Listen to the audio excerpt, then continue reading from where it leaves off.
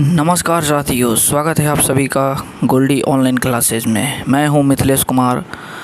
आज हम लोग एक बिहार से संबंधित बहुत ही महत्वपूर्ण टॉपिक है, बिहार में शराबबंदी। इसके बारे में हम लोग थोड़ा डिटेल में हम लोग जानेंगे कि बिहार में शराबबंदी हेतु सबसे पहले कब प्रयास किया गया, इसके क्या क्या नकारात्मक कारण हुए, क्या क्या सकारात्मक कारण हुए, इसे कितने लोगों ने सराहा या कितने लोगों ने इसे अपनाया और कितने बिहार की कितनी % जनता ने इसको क्या किया, मतलब इसके विरोध में पक्ष रखा। ठीक है, तो ये जो सब्जेक्ट है, आज का टॉपिक है बिहार में शराबबंदी। ये समझिए बीपीएससी से संबंधित एग्ज़ाम में पूछा जाएगा। उसके बाद से स्टेट से रिलेटेड कोई भी एग्ज़ाम हो उसमें ये प्रश्न आ सकता है। ठीक है, 2024 में ये ट्रेंडिंग है। तो आइए हम लोग शुरू करते हैं। भारतीय संविधान के अनुच्छेद 47 यानी कि डीपीएसपी नीति निर्देशक तत्व में स्पष्ट रूप से कहा गया है कि राज्य मादक पेय पदार्थ, मादक समझ रहे हैं, नशीले पीने वाले पदार्थ, सूंघने वाला या खाने वाला का चर्चा नहीं है, ध्यान से देखिएगा। पेय पदार्थ, इसमें सुर्ती या सिगरेट इस चीज़ का नहीं है, पेय पदार्थ लिख रहा है, यानी पीने वाला मादक पेय पदार्थ और स्वास्थ्य के लिए हानिकारक औषधियाँ, यानी कि जो भी दवाइयाँ हैं जो स्वास्थ्य के लिए हानिकारक हैं के सेवन को प्रतिबंधित करता है। सबसे पहले प्रश्न आएगा कि इस शराबबंदी का जिक्र कहाँ किया गया है, तो आर्टिकल 47 में किया गया है और कहाँ, संविधान के नीति निर्देशक तत्व में किया गया है। ठीक है, उसके बाद है इसी के अनुपालन के संदर्भ में बिहार सरकार ने राज्य में पूर्ण शराबबंदी को लागू किया था। यानी कि जो डीपीएसपी है यानी नीति निर्देशक तत्व, इसका अपना एक अलग प्रकृति है, यानी कि अपना स्वरूप है। इसमें जितने भी मतलब आर्टिकल या जो भी सब्जेक्ट दिया गया है उसको आप या आम जनता न्यायालय में मतलब चुनौती नहीं दे सकता है। ठीक है ना, इसीलिए आप शराबबंदी जैसे लागू किया गया, नीतीश कुमार हमारे माननीय मुख्यमंत्री है जिन्होंने लागू किया इसको। अब तक अगर ये डीपीएसपी में वर्णन नहीं होता तो लोग इसका चुनौती हाई कोर्ट में दे दिए रहते, लेकिन आज तक किसी ने इसमें हाई कोर्ट में चुनौती नहीं दिया है, क्योंकि इस डीपीएसपी में नीति निर्देशक तत्व में स्पष्ट रूप से कहा गया है कि आप इसमें इस न्यायालय में चुनौती या परिवर्तनीय नहीं है, चुनौती नहीं दे सकते हैं।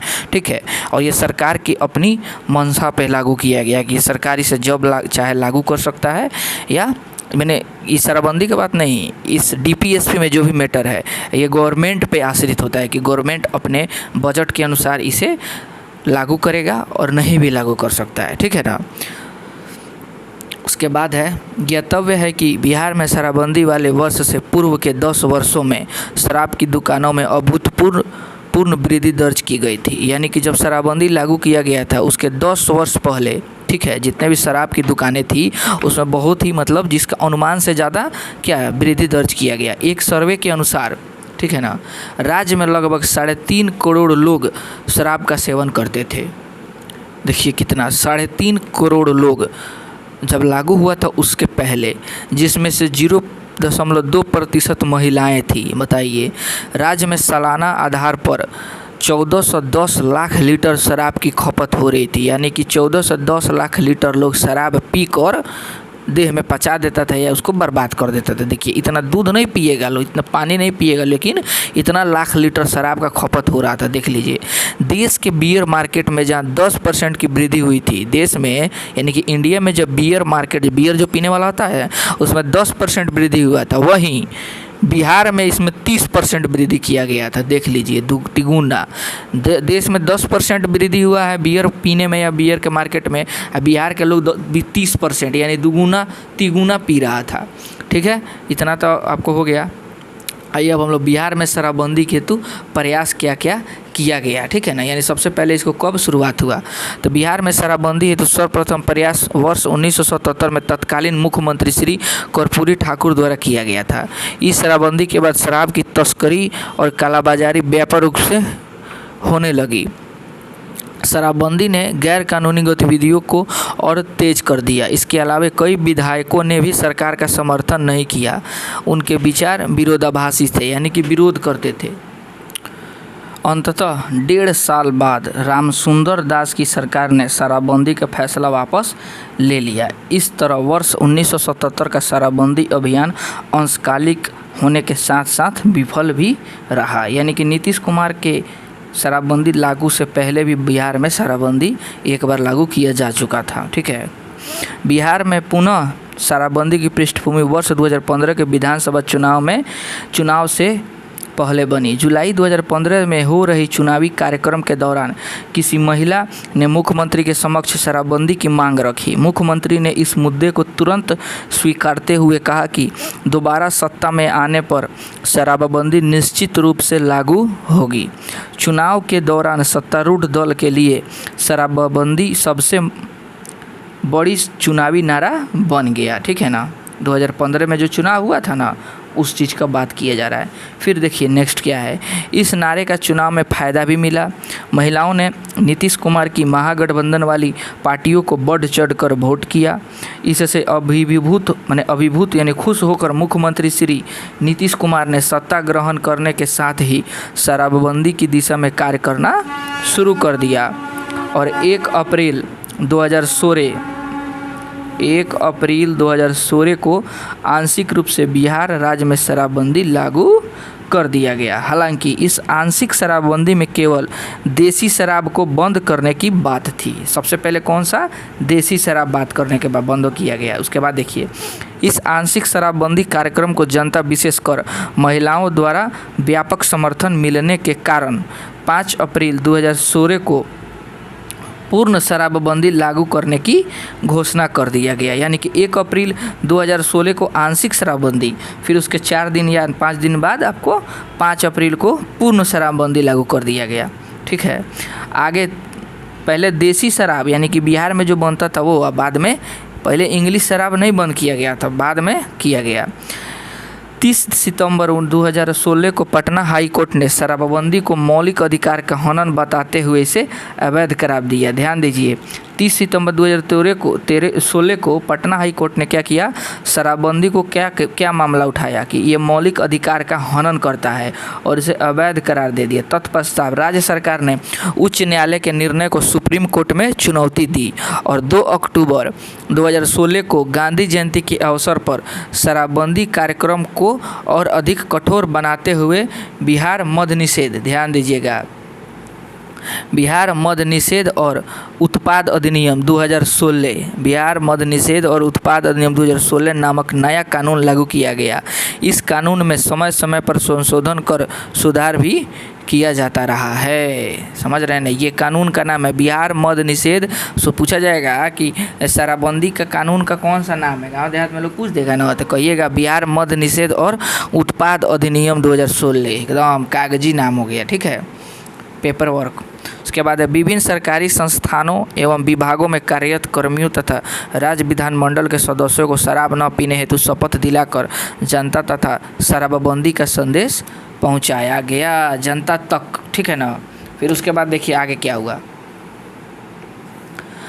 आगे हुआ जागरूकता बढ़ने के क्रम में 21 जनवरी 2017 और 19 जनवरी 2020 को शराबबंदी के समर्थन में मुख्यमंत्री नीतीश कुमार के नेतृत्व में पूरे बिहार के लोगों ने सबसे लंबी मानव श्रृंखला का निर्माण कर इतिहास रच दिया था।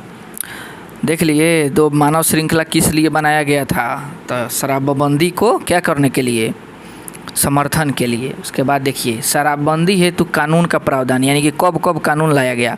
वर्ष 1977 के अंशकालिक एवं विफल शराबबंदी कानून से सबक लेकर राज्य सरकार ने अधिक सख्त तथा पूर्ण शराबबंदी कानून लागू किया।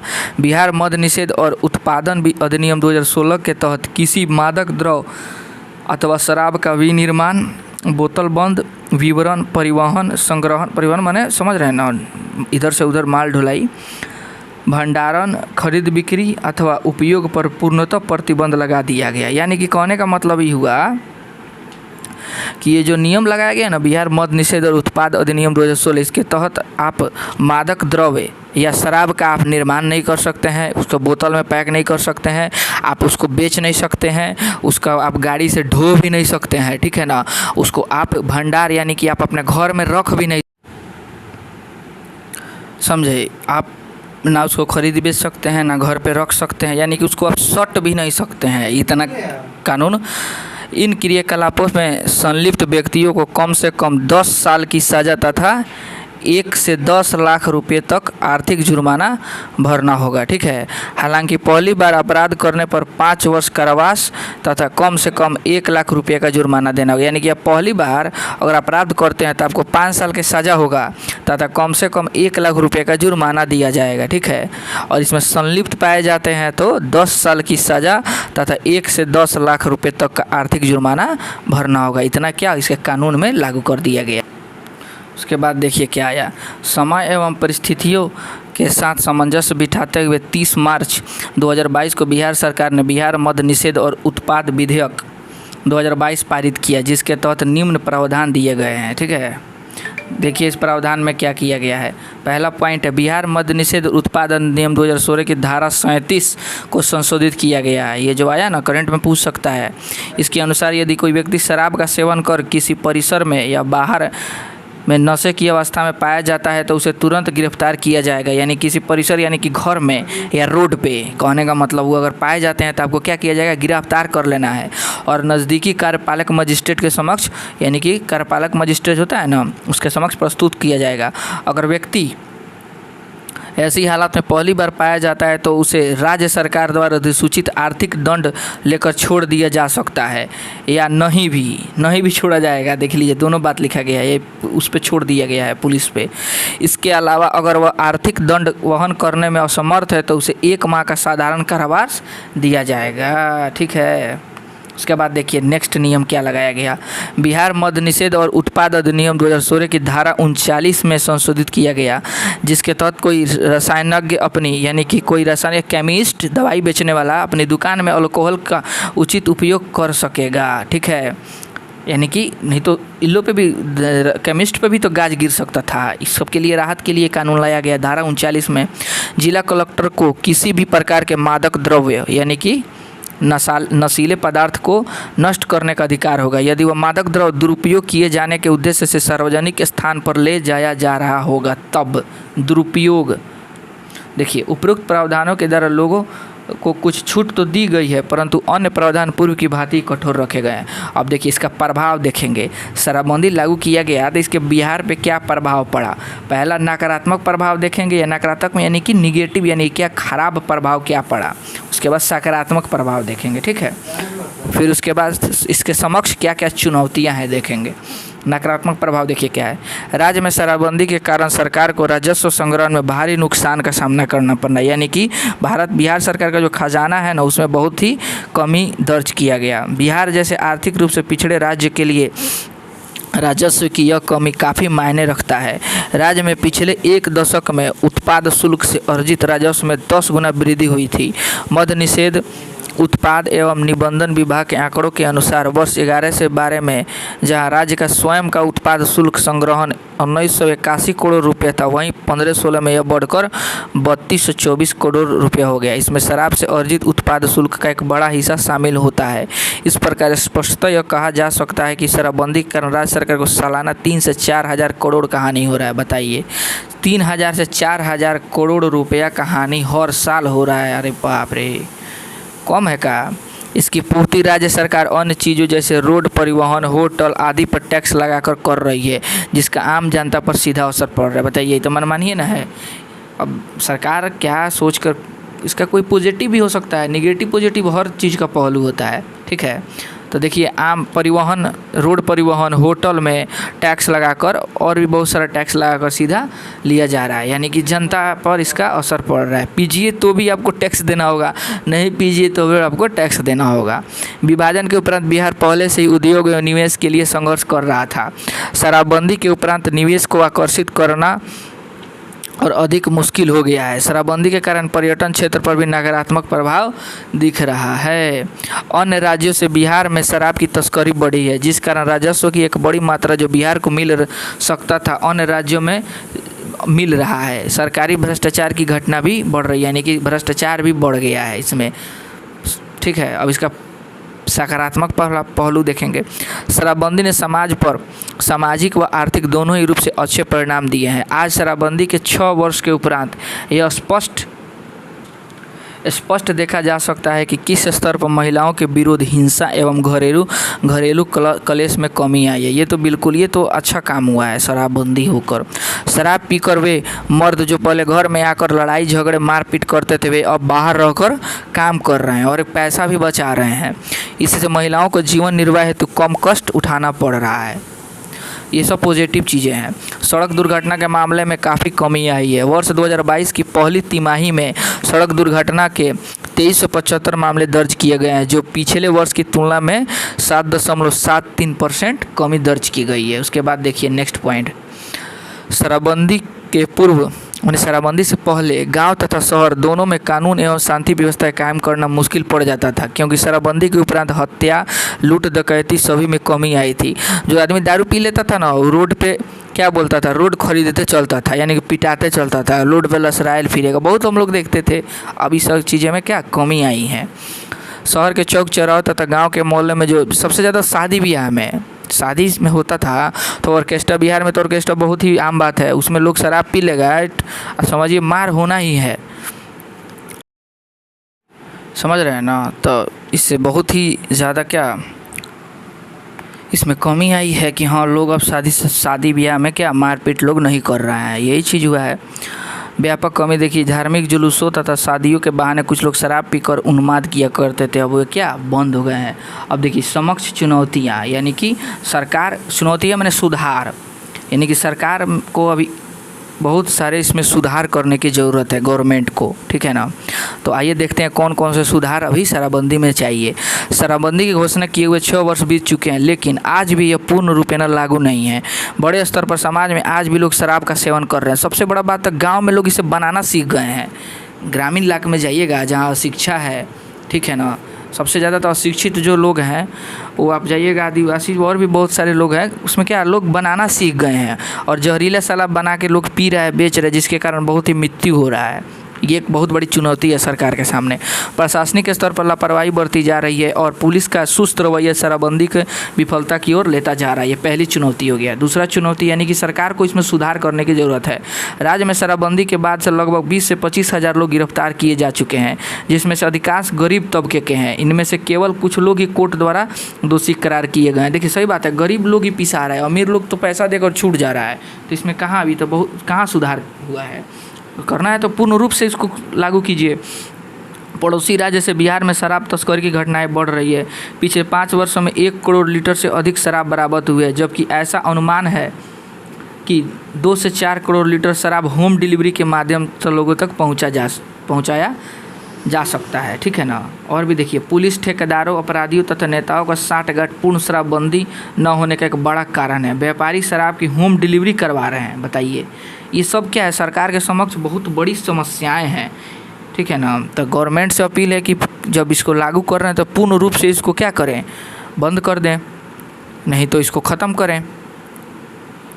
आम जनता पीस रहा है, तो हमने शराबबंदी के बारे में उसका शुरुआती पहलू देखें, उसके बाद से उसके कानूनी प्रावधान देखें, उसके बाद से शराबबंदी के प्रभाव में नकारात्मक प्रभाव, सकारात्मक प्रभाव देखें, फिर शराबबंदी के समक्ष चुनौतियाँ देखें। तो आपको अगर वीडियो अच्छा लगा हो तो वीडियो को सब्सक्राइब कर लीजिएगा और कमेंट ज़रूर कीजिएगा, और कमेंट में बताइएगा कि हम नेक्स्ट किस टॉपिक पे बिहार से संबंधित वीडियो बनाएं, ठीक है। तो चलिए मिलते हैं नेक्स्ट एपिसोड में, तब तक के लिए थैंक यू, जय हिंद।